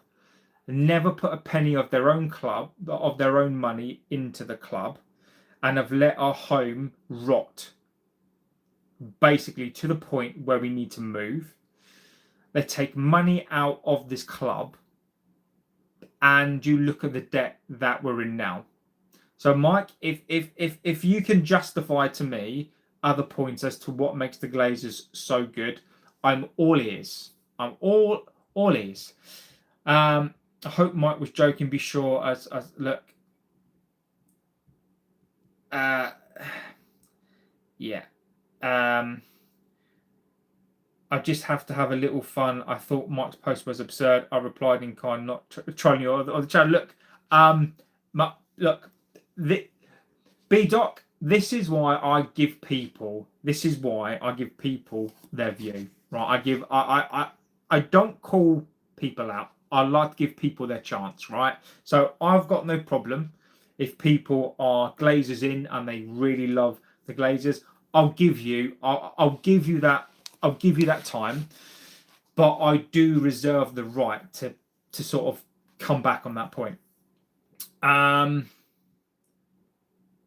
Mike, haven't seen you on Mike's millionaire giveaway. Lose a game, the Glazers out. Win a game, not a word. Been the same since the last 2 years. No, Mike, you're not giving Mike. You're not giving facts, mate. You're not giving facts. You're giving opinion. I have been Glazers out literally since the day they got here. There are millions of fans who are not Glazers out after one game. They are Glazers out for life. People have been Glazers out since they got here. It's some fans are not Glazers in or out, mate. They are Glazers out, but fans realise that these fucking dirty, scummy, rat, detestable, awful, fucking wanky owners are here to stay. Yeah. JB, Mike's YouTube names is already a giveaway. Yeah, no, look, Mike, it is a troll. No, he is a troll. Sad thing, you'll take 10 points. I take 10 points, but City and Arsenal are soon after, so they'll be better. So yeah, exactly. But unfortunately, with players unavailable, I don't think we get 10 points. And Paul, mate, I was being very conservative. Explain how it's gotten worse. The debt now stands at over a bit. Mike. Explain how it's gotten worse with Radcliffe. Then the debt now stands over £1 billion, mate. I can't, mate. Mike, you're making my brain hurt, mate. You're making my brain hurt, not because I don't get it, and I could explain this to you, mate, but you're making my brain hurt, mate. Your comments don't make sense. Like I can only deal with common sense, right? And I am struggling, Mike, to give. Look, I don't mind people's opinion, but I can't do it, mate. Paul says this is where the manager shows his worth. I agree, Paul. As much as people hate them, look at the money they've spent over the years on these. Rob, all I'm going to say, Rob, they haven't spent their money. Rob, that's all I'm saying, mate. They haven't spent their money. They've spent our money. It's not their money. They've spent our money. Rob, the Glazers have never put a penny into this club. They bought this club on debt. They've never put a penny of their own money. All they've done is the money that we've earned, and some of it is on a credit card. They've not spent a penny of their own money on this club. They bought this club on debt, and the money that they use, the money that they've used to buy players, is not their money. It's our money. They've wasted our money. It's not their money.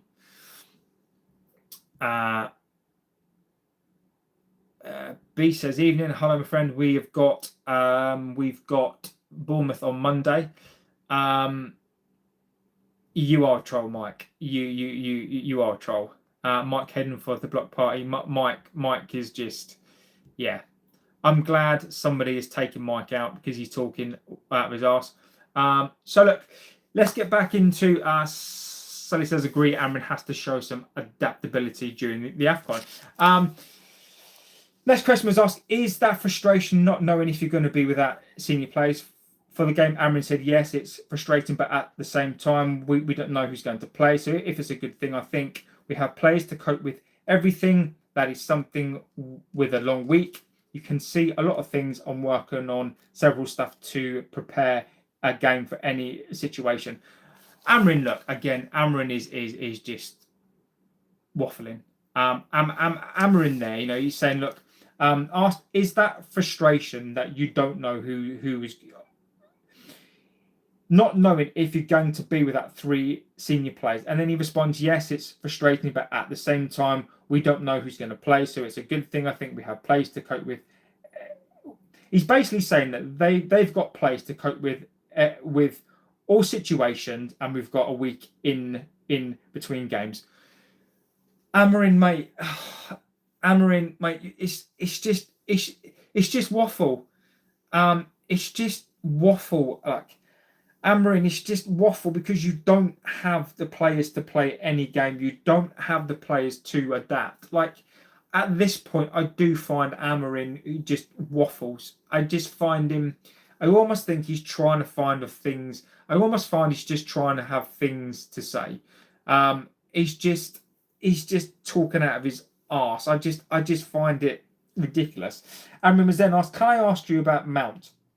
When you arrived, you said he was one of the players you were really looking forward to working with, and obviously now he's back from injury, and the stats suggest that when he's in the team, you win more games than you do when he's out of the team. How important has he been to what you are trying to build?"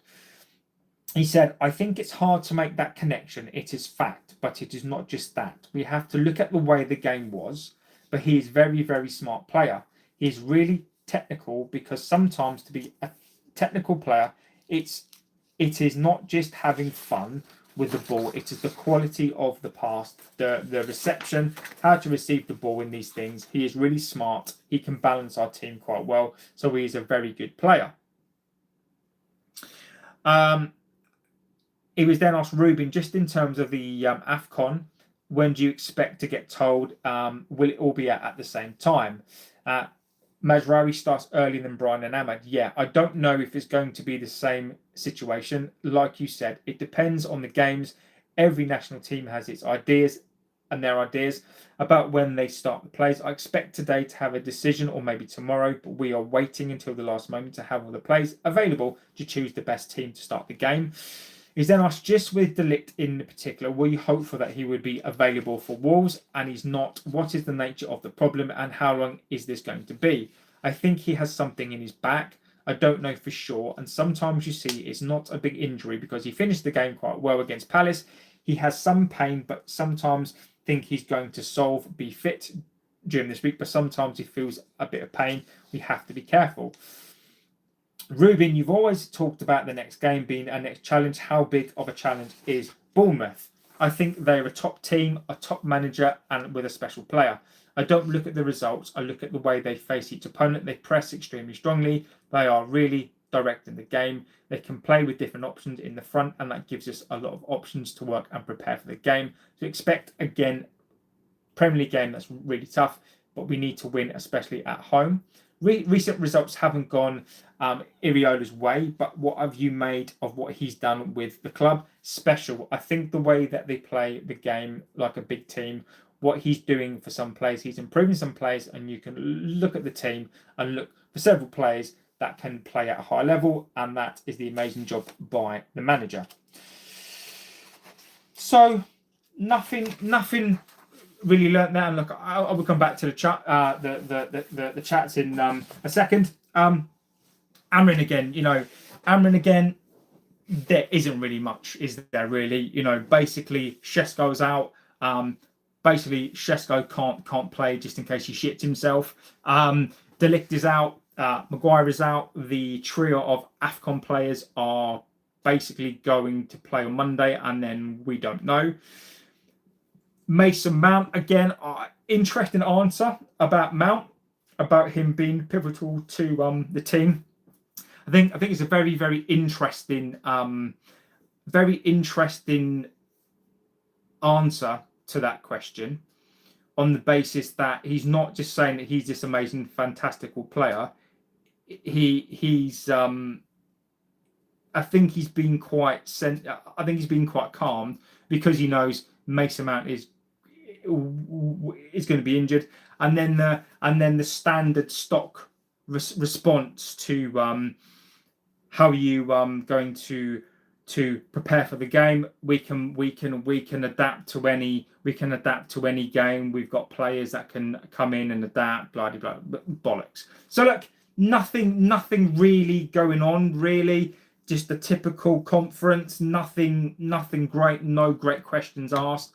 No Kobe Manu questions were asked, which I think they've been told if they ask a Kobe question, they'll probably be banned. So a bit of a nothing conference, really. Let me go through some more of your chats. Rob James says, I see, I don't know the ins and outs. I know they spend big on players over the years. Still a long way to go. Give it Giggsy to the end of the season. Rob James, mate, I wouldn't give it to Giggsy. In case he tries to sleep with people. I don't have much faith in them taking them through. They will get Southgate if mate. I've been saying it, Rob. If Amorin goes, it's going to be Southgate. Amorin is the guy. Says Beans. I agree with you. God, he talks absolute nonsense, and everybody knows he's out of his depth even with players. And Paul, mate, I don't get this. The thing with Amorin that bugged the shit out of me is every conference now he's given a stock answer of yeah, these players are adapting. We've got players that can suit games. We can adapt to games.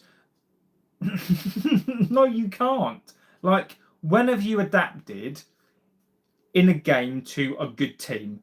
Everton, right? When did you adapt to a low block in that game? Spurs. When did you adapt to that Spurs game? The Wolves game, you adapted on the basis that Wolves are shit.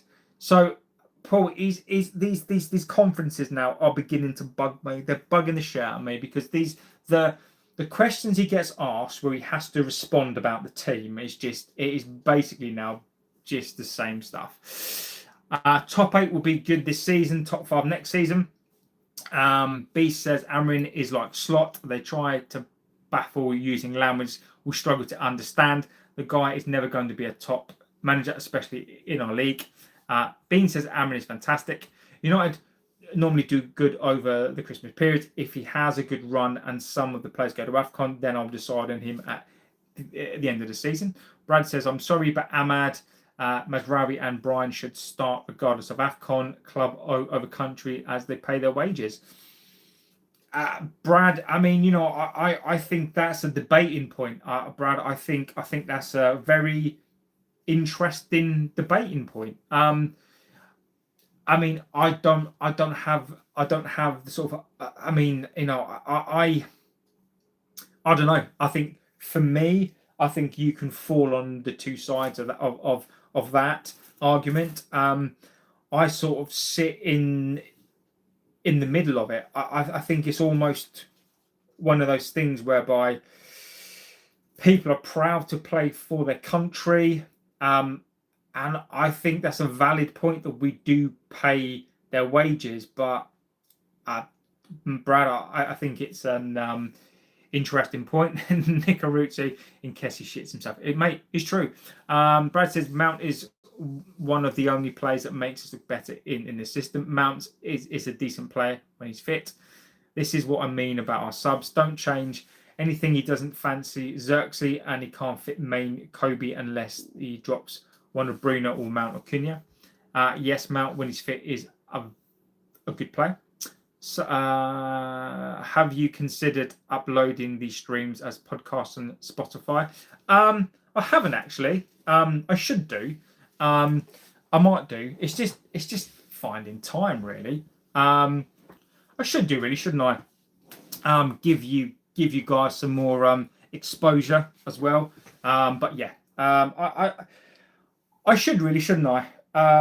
Yeah, I think that's a very, very good point, actually, Nick Aruzzi. I could do, couldn't I? And then who knows? Graham Legend. Good night, Mockle Masters. Stay safe, Graham, mate. Graham is a legend of this chat as well. Absolute legend. Before I go, what the score going to be versus Bournemouth? I've got to be honest. I think it's going to be a draw. Would make it easier to listen to you on the go. That YouTube burning my battery, mate. If people want to take me with them, I would.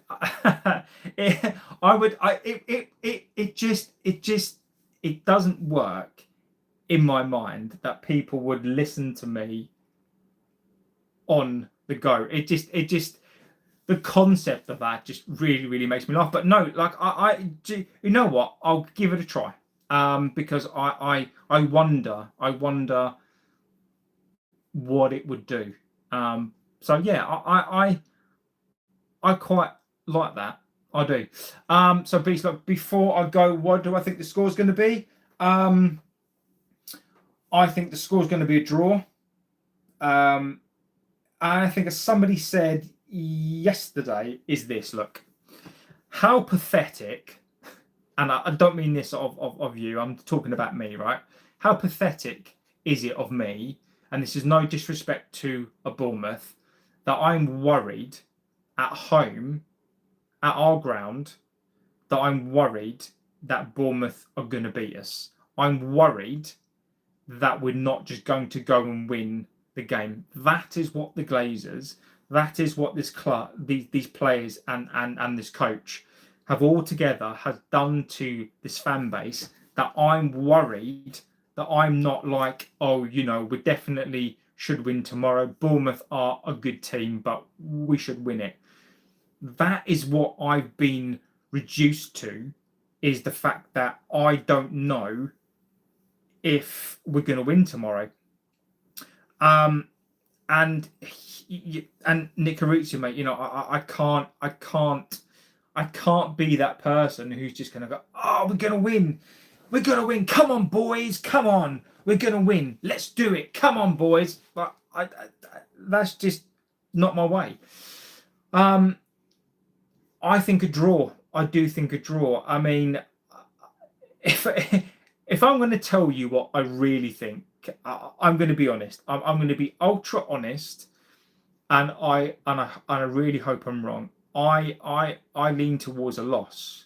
I lean towards these players and this manager are not going to know what to do with Bournemouth. Bournemouth are going to come to our ground and they're going to look to exploit us.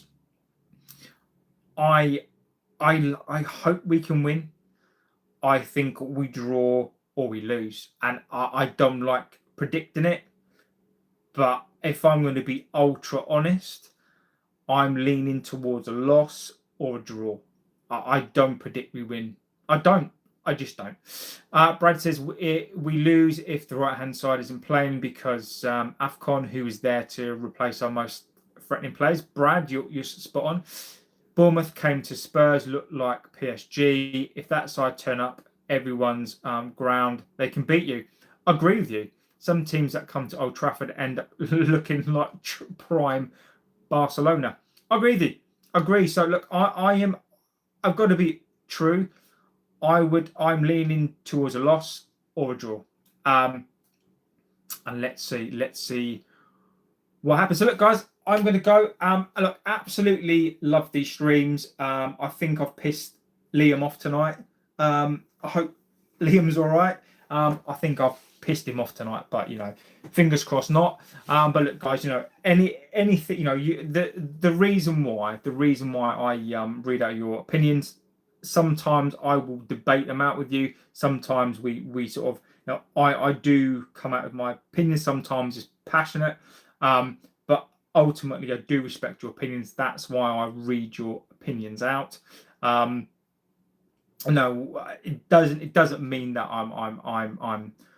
I'm right. It just means that, you know, we guys like have a debate and we talk about it. And, you know, this really is your channel. And I can only thank you for being here, because without you guys, whether it's banter, whether we agree or not, you guys, you make this channel. B says, good streams, prefer listening to you than the Tottenham wankers. Look, mate, I appreciate it. Mate, you know, I love any sort of fan on here, and absolutely absolutely respect you guys. So look, thank you for being here. Appreciate it so much. I will be back tomorrow at some point.